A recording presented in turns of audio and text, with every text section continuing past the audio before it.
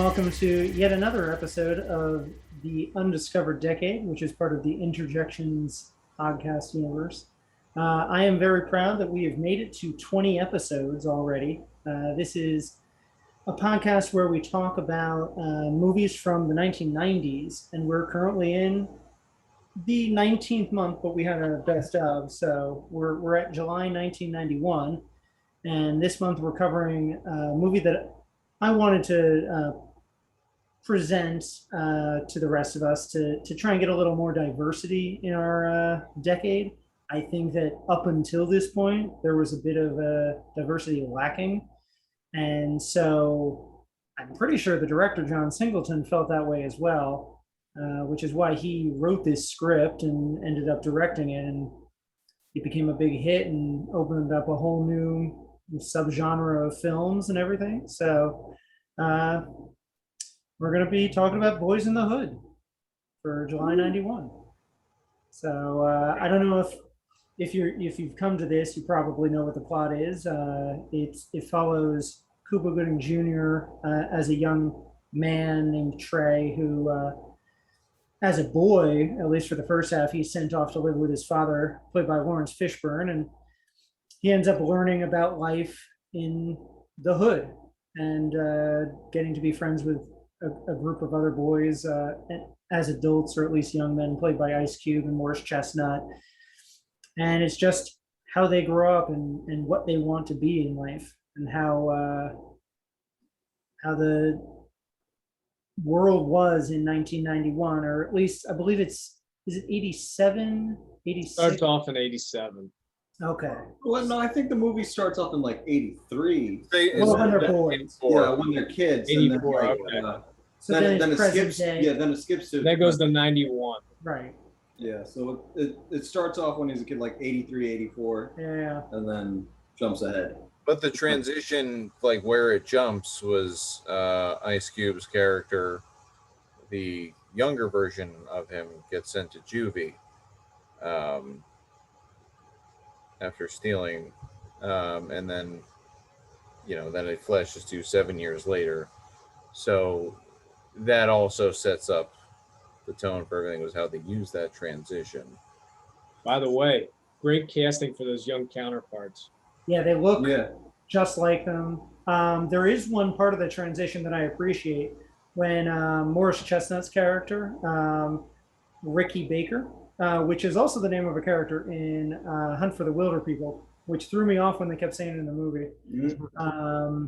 When young Ricky Baker loses his ball, he has a blue jersey on, and when he's an adult grilling, he has a red jersey with the same number, so you can immediately know which one is which, at least for them, and you pretty quickly pick up on the rest just based on their personalities, how they behave, their ticks and everything. Yeah, so and like also like how things were left off from before. Exactly. Like with the jersey thing, he was like fond of his football, so of course he would grow up to be a jock. And then like his brother, when we get reintroduced to him as an adult, like he's just gotten out of jail and they're having a little bit of a party, so like who he is. Yeah. And Cuba Gooding still has a Jerry curl. Oh yeah. And then that remains intact. Yeah. And then Cuba Gooding Jr. is like the clean cut kid that everyone knows try and get to college and everything. He was like the William Caulfield. Actually, he's the stand-up kid. I appreciate all the little details like that, and I think John Singleton was clearly a fan of cinema. I don't know if you picked up on this, but I read that this was his intention, that when they find the dead body in the first scene as kids, it's supposed to represent Stand By Me. When the four boys go off. I think you brought that up to me when we were watching it. Oh, okay. Yeah, so I must have said it to you that's what I was thinking, and then that turns out that's what Singleton wanted. So he got us to figure it out. So it's kind of like flipping the switch on what it's like for the boys in Stand By Me. This is what it's also like for these four young black boys. Yeah. Especially in the heart of LA. Yeah. Before we get into the nitty gritty, like the whole overall theme is very relevant today still and powerful in the sense that like it's, you know, they talk about gentrification of neighborhoods. They talk about, you know, why there's a liquor store and a gun store on every corner, and it's and it started asking some very uh, relevant questions that for some reason 30 years later are still important. It's kind of like do the right thing in that way. Yeah, I think everyone should Even see the part where their house gets broken into and they call the police and they're very complacent, nonchalant. Even the black officer who you would think would have a kinship, he doesn't live in that neighborhood, so he doesn't really care what happens there. They're all Mhm. ghettoized in this one area, and it's not like, and I know it's taking like a hard scrabble look at this life, but it doesn't. Other than if that scene with the gentrification where he's talking about real estate and stuff like that, the movie doesn't really lecture you, even though there's a couple of parts where Furious is kind of like the mouthpiece. But I thought his monologues were really well written. Yeah, They I don't love too I preachy. love the name too, Furious Styles. Oh yeah, Such a good character Yeah. name. But yeah, he I think was my favorite part of the film, Lawrence Fishburne. That monologue about gentrification, his steady hand teaching his son about fishing and what it's like to be with girls, and when he's giving him a haircut later, it's just realistic. It made me sentimental for learning stuff from my father. Yeah. And he's not a tyrant either. Like they could have easily made him a tyrant. Mhm. He's a very loving, Pretty caring easy father. going He to just seems at the beginning like maybe he was a little laissez-faire and maybe not, maybe a bit of an absentee father at the beginning. Yeah. So They're that's both clearly young parents, he and Angela Bassett, who plays Trey's mother. yeah. They obviously both tried to have a good head on their shoulders and teach their son how to be at least as proper as they could be in his parents' eyes. Yeah. Break free of the cycle, you know? Yeah, because even at the beginning, Angela Bassett's talking about like, once I get out of the university, you can come back and live with me. And then by the time they do that time jump, she has become successful. And you can see they don't, it's subtle. In the background, you can see she's living in like a skylight condominium. Yeah, Mhm. I mean, you could also see the decor of her apartment, like In both the first and compared later. to the first one, or the first part of the movie where she's introduced. Like she looks like she's living in like a rundown apartment, but then like jump ahead when you get reintroduced to her, she's it's kind of chic, especially like the postmodern like statue in the middle of her room. Mhm. Yeah, they never point out what she does for a living or anything, but it's clear that she like maybe put Trey with his father so she could find her way. I mean, But that's okay. I get the feeling that maybe Trey like he chose to stay with his dad. I agree. I think Yeah. it's a little bit of both. I don't think Trey. It goes against those stereotypes in those movies where like they send, you know, the kid's acting up, so they send the kid to live with the deadbeat father as punishment. It plays against that entirely. But he's not a deadbeat father. He's just they separated for whatever reasons people separate, and it was just a very realistic interpretation of an adult relationship and co-parenting. But then Furious was just a genuine father figure that Trey opted to stay with. And, you know, that also sets the tone for the movie because it's like, it's not just like a typical, you know, boys in the hood type story. It's like, because you see other interpretations of this where it's almost like blaxploitation movies. I think this But movie is more like a coming of age story, but a tragedy. Well, certainly a tragedy. Yeah. It was Stand by Me, but like it was there were a lot of parallels to Stand by Me. Which is, a coming of age story. Yeah. But like with certain plot beats too. Mm-hmm. Do you want to talk about the other two guys that are friends with Trey, or Trey himself? I mean, all three of them are fantastic actors, and basically their first film ever. I was gonna say this is Ice Cube first, right?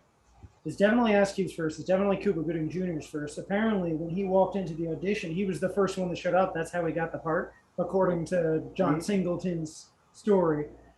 But Morris Chestnut had been a little established, and they're just fantastic right off the bat. Yeah. I was gonna say, this is a great coronation for Ice Cube's transition into film. Because obviously, when musicians want to make that transition, they need to pick something. They got to be very delicate about what they pick, so that they can be taken seriously as an actor. So you don't want to pick like an action movie or a comedy. A drama, a heavyweight drama like this is a perfect springboard for that. And his monologue at the end of the movie, not only does it make the film, it's the first thing you see in the trailer. Oh, is it? I didn't watch the trailer. That's... Yeah, when I was looking up more stuff about this on the IMDb page, you look at the trailer, that's like one of the first shots in the trailer. Mm-hmm. Is him talking to Trey on the porch at the end. He's basically saying he's going to be another statistic and he's fine with it. Yeah. That's the thesis of the film. That's what Singleton was going to show. Not that he's fine with it. It's that he's realizing, like, how fucked up it all is. And that he feels helpless in the sense that, like, there's not much that he can do about it. It's got to be a collective... The epilogue, it wraps up with him, like, walking off and literally fading into the distance. As the super title says that, he saw his brother buried, and then 2 weeks later he was murdered. Like a week later. Yeah. That's also like Stand By Me, where they get to show you what happens before then. So he wanted to show how different I think it is for Black people. Yeah. Just, you don't get to be a writer, or you don't get to be a football player. Yeah. So it could also be a matter of like, given like, how circumstances are in a neighborhood like that, you could have a lot of potential, but like you're going to need a lot of luck too. Mm-hmm. Which I think Trey has. It reminded me a lot of, and unfortunately I saw this first, but Dope owes a lot to Boyz n the Hood, because it's a kind of a postmodern version of it. Right. And so that's similarly, I forget the character's name, but Shameik Moore is trying to write a paper to prove that he will be worth something to his guidance counselor so that he can send it off to college. And he's like, it's going to be a slippery slope when you start getting stuck in the cycle, like everyone in this movie. So, and everyone in that film is just as aware as Ice Cube is that they're part of the cycle, and there's nothing we can do about it unless we all collectively agree to try and fix it together. I don't know. That's what I get out of both films, but I don't know. Like, we're obviously not here to solve the problems. I don't think it's like the movie's presenting for us to like solve the problems, but also, but at for least us be to aware. Yeah, to be aware, because like it's some earlier on in the movie they talk about what like how generationally like they've been screwed over, and how like the world keeps on going, but everybody just like kind of just doesn't care about like what's going on there. Like they're in a first world nation, but their neighborhoods are pretty much a third world. Yeah, that's the point that Ice Cube makes in that speech about like, I didn't see anything about my brother on the news. Yeah. Well, that's like at the end of the movie, but like, yes, but like even I like I think saying. Lawrence Fishburne, Furious Styles, like I think it was him that brought it up. No, it had to have been. I think it's in the gentrification speech. Yeah. No, I think it's before that when he's talking to his son. Oh, maybe around the haircut. Yeah. Maybe around the haircut, or when he's younger. After they get an attempted robbery. I know what you're talking about. They have a lot of moments where they have serious talks. Yeah. But like it's just like it's very rare, especially even today. Like it still comes up, like even like given like last summer during the BLM marches, like yeah, sure, we're getting a lot of like attention to it, but like we're like, how much attention are we really going to give it like in the next couple of years or the next few decades? Right. Because like because we're like still living in that cycle ourselves as being outsiders. Like right. we're only gonna notice when like shit hits the fan, essentially. Right, and that's the thing with us being available in the pandemic to do marches. Then you don't get the chance to do this 24/7, and so people like the three of them get caught up in the cycle because no one has the time to, I don't know, save them.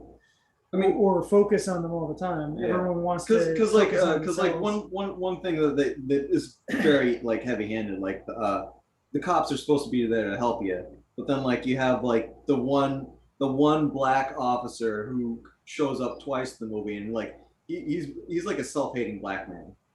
Like he's proud of being a cop that beats up on black kids because all he sees are just like punks and trash and like people not worthy of living. And like he points a gun at Cuba's head and is like give me the opportunity to kill you. Yeah.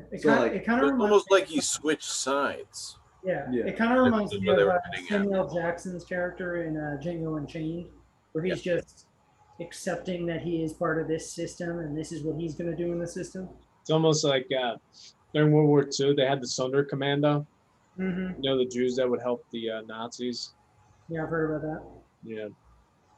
Yeah, it's Singleton knew someone like that, a cop, a person that had become a cop and was self-hating and everything. So a lot of these things really happened, or at least were as close as he could get. Yeah, not a lot of the movie had any false notes. Yeah. It all feels very authentic.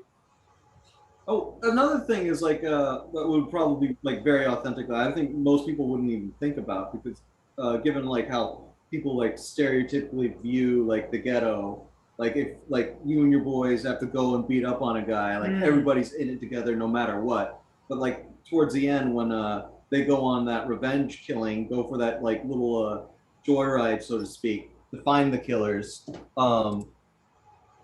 Before they leave, like Cuba's like invested. He's gonna go, or Trey. He's gonna get revenge. But like during that time while they're driving around, he's like, yeah, I guess he comes around. He's like, he can't do it, and like he's let out, and I forget. Doughboy. Yeah, that's why I just looked it up. Yeah, he lets him out without like a fuss. He's just like, yeah, no, I understand, man. He knows. And then even after Ice-T's character like finalizes the like revenge, or exacts the revenge, he's like, yeah, no, it's like a good thing. It's a good thing that you did bail because like this is gonna haunt you. Like it's fucking with me, and it's only been a few days. Mm-hmm. So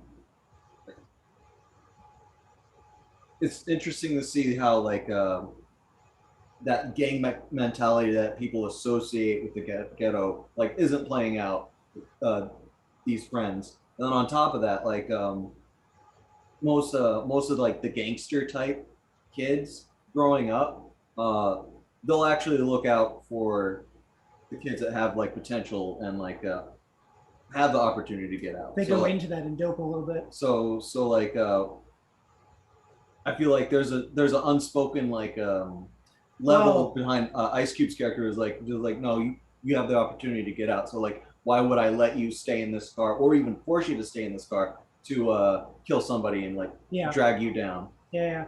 That's like there's also the point that everyone grows up together.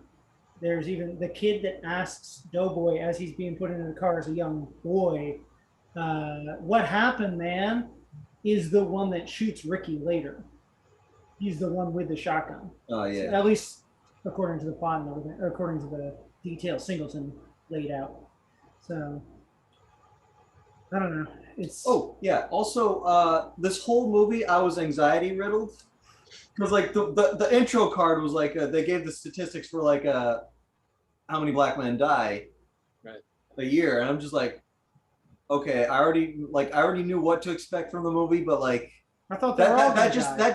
that just upped the level of anxiety by like tenfold. Like I already knew, but then like When the house gets robbed, I thought Lawrence Fishburne was gonna die and he's gonna be left without a father. He's gonna like move in yeah, with Doughboy and Ricky, or But you got that one of them is gonna die spontaneous as a kid. uncertainty that comes with living in that area. Yeah, So I I mean, get it. He immerses you in that. yeah. Oh, that's a point I wanted to make actually. The immersion of it. He used, I think, such succinct sound editing. There's one detail that I found where apparently he had guns going off at random points so that when they hear backfiring or gunshots, they would really jump because they didn't know when they would come. And I noticed that I heard all the like traffic in the background everywhere. You're on edge. I think that lends itself to have this almost soundtrack of unease. And the choppers. is it weird that I wasn't phased or didn't even notice the gunshots going off in the background? That's like, probably how the characters are supposed to feel because it's just white noise to them at that point. Right. You got the helicopters in the background.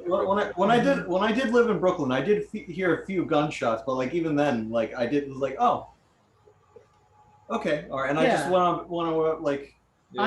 I'm used to it, like, but I was listening for things that might have been like a sound editing. So I was like, man, this is as realistic as possible. I think it's not. They could have shot on a street where gunshots were really going off, but this feels like he was intentional on it. So I looked up what stuff was nominated for Oscars because this was a big deal. John Singleton is the youngest person ever to be nominated for Best Director, but I wanted to look up if any of the sound had gotten in. Nothing, but this screenplay. I mean, they're the best parts too, but I want to praise the sound from this. It's one of the best I think I've ever seen, just because it lays you in there without even noticing. You could see sound in a film I've ever seen. I cut this, but that is also incredibly impressive. John Singleton's first script. He's just out of USC. He goes in and becomes the youngest Best Director ever nominated. I don't know if the Oscars were trying to push a narrative, but either way, it's well deserved. Yeah. And I believe it lost screenplay to Thelma and Louise. Really? Is that right? Yikes. Is that what I saw? And then I believe he lost director to Jonathan Demme. Silence of the Lambs was Okay. It owned 1991, so it's understandable. It also made the most money. Yeah. Of 1991, it was like 56 something million dollars from a $6.5 million budget. Mm-hmm. So, I mean, I guess that goes to establish how even back then, white people were still racist and will go see a white person movie. Oh, he means this made the most capital because this was made very cheaply. This made the most profit. Oh, I thought you were talking back on the Lambs made more money because like that makes sense. No. Look at this pictures maybe, but yeah. No, Boyz in the Hood. Look at Jimmy trying to demonize the white man again. I mean, what can I say? I got to keep you guys in line. But here's the other thing. Do you guys know how Lawrence Fishburne came to be in the movie? I have read it, but why don't you tell the other two? Yes. Swift boat from Vietnam. So John Singleton, the director of this film, was working security for Pee-wee's Playhouse. And he wrote this script and brought it to Lawrence Fishburne, who played Cowboy Curtis, and Paul Reubens, and just to get their opinions of it. And that is how Lawrence Fishburne, at the time Larry Fishburne, got into that's how they got in touch, and he basically was like, I want to do this movie. How come the black cop couldn't have been the king of cartoons? Right? Come on. I don't know, man. Zombie was a white guy too, so what are we talking about? Bill Hartman could have been the other white cop. Paul Reubens could have been in there somewhere. Could you imagine if Paul Reubens was in Boyz in the Hood? He would have been like the other cop. Yeah. That's the only role he could have played. That it wouldn't have been weird. Well, still weird. That reminds me. that the scene with the bad black cop. He while he's pulling over like Cuba Gooding Jr.'s character. How did Cuba Gooding? Trey. When he has him pulled over and like he's like basically about to physically abuse him. Sure. There's a white cop like writing up the ticket, and like you could see him in the background, very visibly, just like uncomfortable and like looking to the side and he's like not even looking at the book. He's like, yeah, I'm gonna write this ticket. Yeah. I don't see anything. Yep. Yeah. Yep. Which is. We didn't mention at all Nia Long, who holds her own against these other actors. She was probably the most established of all of them, and I think she. More so later because of Friday. Yeah, we know her from that, which she works again with Ice Cube. So that was pretty cool. But there was a funny thing of note that I brought up during the film when Trey finally gets with her. Popped into Jimmy's head the scene in Fresh Prince of Bel-Air where Uncle Phil It's like remember to buckle your seatbelt. Yeah, using the driving as a metaphor since it's a family-friendly show. Yeah. And I was like, that's funny you mentioned that because Nia Long is Lisa, Will Smith's girlfriend in the later seasons of Fresh Prince, so that's kind of funny. Yeah. And Will Smith was almost cast as Trey. Well, they were also in America together. Yeah, they were. So kind of fun little connections and everything, and funny that popped into Jimmy's head. Oh yeah. But it's like remember to wear your seatbelt. Yeah, I thought that stuff was pretty realistic too. They weren't holding back on the frank conversations about sex. Like his dad knows what's going on. He's not trying to hide it from his dad. They're talking about like, I know we want to get married, but why can't we have sex now? Like you see people. You see them being teenagers and like how their lives are like playing out. This is what teenagers really act like. So. Like none of that hokey, luddy-duddy drama bullshit. Yeah. This is real life. Like yeah. Real life in the ghetto. So. I also really appreciated one moment towards the end when Ricky's shot and Trey comes back with Ricky with Doughboy, and Lawrence Fishburne gets out of his car and Nia Long screaming like, "What's going on?" And Lawrence Fishburne has this knowing look like, "Just step away for a second. We're gonna figure it out. It'll help if you step back." And she understands. Like they don't talk anywhere else in the film really, but they understand each other because they both love Trey. So I thought that was a nice touch. I don't know if that's the two actors or John Singleton knew what to do. I don't know. I liked all the details in this like that. So